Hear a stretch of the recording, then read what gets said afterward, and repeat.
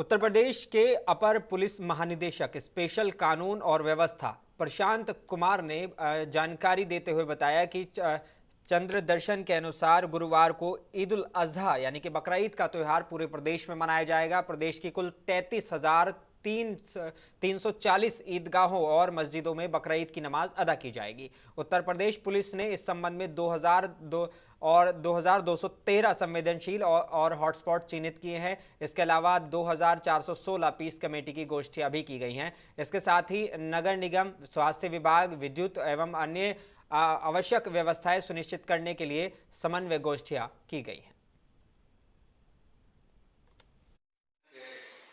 अनुसार बकरीद का त्यौहार कल दिनांक 29 जून को परंपरागत तरीके से पूरे उत्तर प्रदेश में मनाया जाएगा।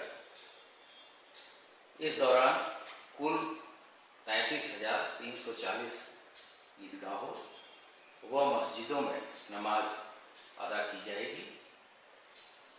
उत्तर प्रदेश पुलिस ने इस संबंध में 2213 संवेदनशील स्थान तथा हॉटस्पॉट्स चिन्हित किए हैं और इस संबंध में 2416 पीस कमेटी की गोष्ठियां की गई हैं।